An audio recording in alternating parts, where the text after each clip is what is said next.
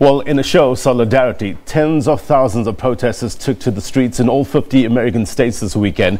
More than 700 events took place across the United States to campaign against President Donald Trump's immigration policies. Protesters gathered to voice their opposition to Trump's administration's controversial Mexico border policy that saw immigrant children separated from their parents.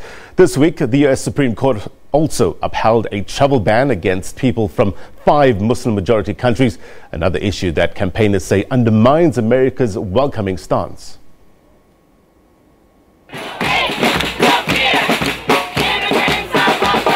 Bridging the immigration divide.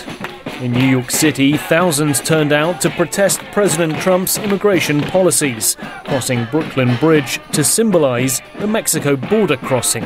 Under the title Families Belong Together, the protests are fighting the separation of immigrant children from their parents. I hope it sends the message that this is not going to be tolerated, that this is not who we are as a country, that this is beyond cruel and we're not going to tolerate it. What they're doing on the border is not right. We have over 300 kids that got shipped to New York City, and we have to take care of them and reunite them with their families. President Trump has reversed the child separation policy with an executive order, but his zero-tolerance policy remains. And as immigrants will be detained and criminally charged, organisers say action is still needed. What this executive order shows us is that the president recognized that he does not have the American people on his side, but he apparently thought we would be fooled by this executive order, and we are not. It is not an acceptable solution to keep parents and children together in jail cells.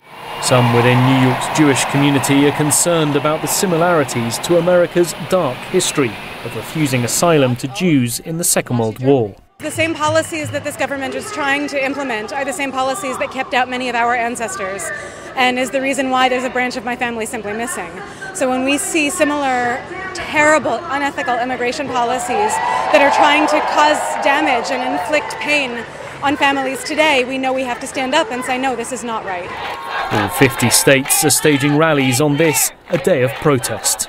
Thousands of people making their way across perhaps New York's most iconic bridge. And this, of course, just one of hundreds of protests taking place right across the country.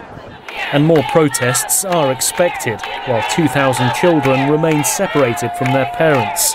A judge has ordered they need to be reunited within the next 4 weeks. Nick Harper, SABC News, New York.